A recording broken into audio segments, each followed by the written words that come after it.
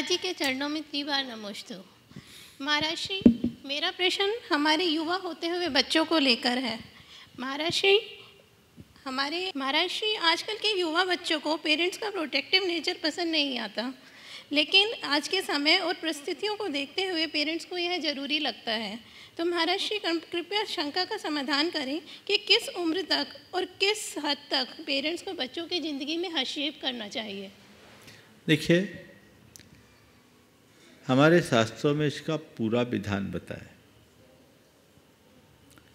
और कहा गया है कि नींव को मजबूत बना लो, इमारत बुलंद रहेगी। मतलब पेट से ही बच्चों में संस्कार गढ़ना शुरू करो। 9 माह तक जब बच्चा पेट में हो, नियमित भावना योग करे। 9 मिनट का भावना योग और अपने आचार व्यवहार को संस्कारित करे, गर्भ संस्कार कराएं। मैं नीचे से बात कर रहा हूँ, आपने तो प्रश्न बड़ों के लिए पूछा, लेकिन मैं चाहता हूँ कि फाउंडेशन मजबूत करूँ ताकि आने वाली पीढ़ियों में ये सब चीज़ दिख सके। पेट के संस्कार जीवन के आखिरी सांस तक काम में आते हैं। अभिमन्यु का उदाहरण हम सबके सामने है। गर्भ से बच्चे में संस्कार डालें, फिर जब बच्चों को जन्म दें तो जन्म के समय से 4 वर्ष तक उसे खूब लाड प्यार में रखें, उसकी भावनाओं को कहीं से आहत न होने दें, पर इस अवधि में उसके हृदय में संस्कारों का बीजारोपण भी करें। उसके मन में पाप से डर हो, उसके हृदय में संवेदनशीलता हो, उसका IQ भी बढ़े और EQ भी बढ़े, धीरे धीरे बढ़ने लगे। लाल ये चतुर्वर्षानी, उसकी भावनाओं को कहीं भी आहत न होने दें। फिर 10 वर्षानी टाड़िए, 5वें साल से लेकर 15 साल की उम्र तक बच्चों को पूर्ण नियंत्रण में रखे।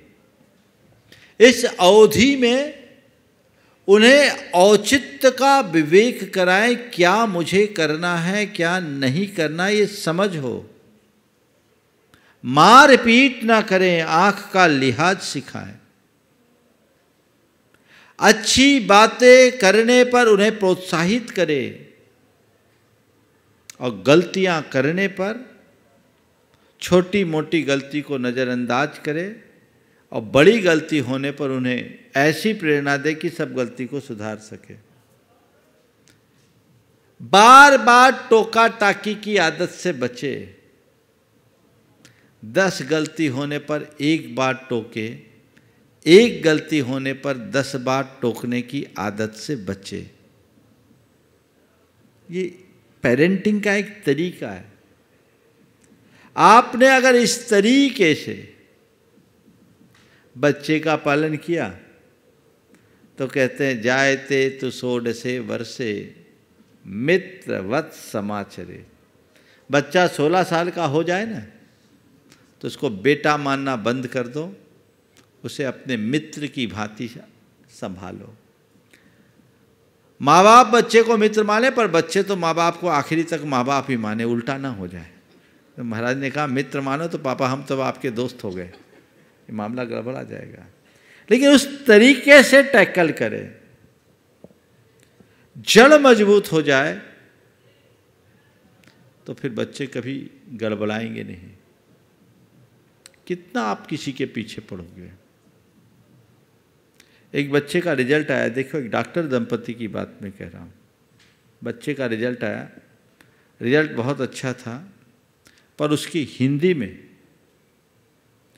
और आपके जाकर के संस्कृत में मार्क्स कम थे, बाकी सब में उसने डिस्टिंक्शन लिया। उन्हें रिपोर्ट कार्ड देखा, सब में गुड गुड गुड गुड लिख दिया। हिंदी और संस्कृत के विषय में उन्होंने कुछ नहीं लिखा। वहीं उनका मित्र था, बोला अरे आपको ये बोलना था कि देखो तुमने इस पर मेहनत नहीं किया, बाकी सब ठीक है, इसमें मार्क्स कम है, इसमें तुम्हें फोकस करना चाहिए। बोले नहीं, उसकी बोलने की ज़रूरत नहीं, मुझे बोलने की ज़रूरत नहीं। बोले क्यों? बोले उसने समझ लिया कि महाराज पापा ने इसमें कोई रिमार्क नहीं दिया, इसका मतलब मुझे इस पर अब फोकस करना है, और वो फोकस करेगा, आगे बढ़ेगा। और उस बच्चे ने उस पर फोकस किया और अगली बार रिजल्ट उसका सुधर गया। कितने पेरेंट्स हैं जो इस तरह का विधायक दृष्टिकोण रखते हैं? हकीकत में तो ये है कि आजकल के माँ बाप अपने बच्चों से वो अपेक्षा रखने लगे हैं जो खुद में भी संभव नहीं है। हर माँ बाप जो खींचतान के पढ़ाई में पास हुए, वो चाहते हैं मेरा बेटा मेरिट में आए। सोच बदलनी होगी। बच्चों के प्रति गंभीर होना अच्छी बात है, उन्हें पूरी तरह से स्वच्छंदता होने की छूट नहीं होनी चाहिए, पर इस बात का भी ख्याल करना चाहिए वो हमारे बच्चे हैं,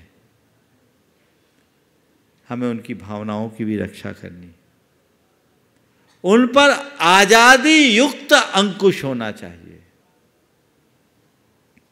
आजादी युक्त अंकुश का मतलब, आजादी युक्त अंकुश,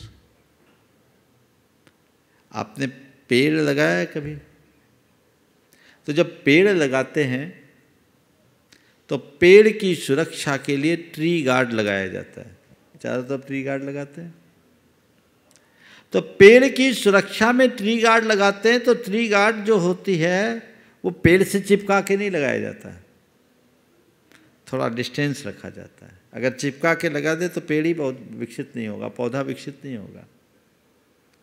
तो एक दूरी पे, ताकि पेड़ हिलडुल भी सके, उसकी ग्रोथ भी हो सके और मवेशियों से उसे बचाया भी जा सके। बस एक लाइन खींच दें और बच्चों को अपनी सीमा रेखा का बोध करा दे। बेटा तुझे जो करना है सो कर, इस दायरे के बाहर तुझे नहीं जाना। फिर मैं नहीं समझता कि बच्चों के पीछे पड़ने की ज़रूरत पड़ेगी, बच्चे अपने आप रास्ते पे आएंगे।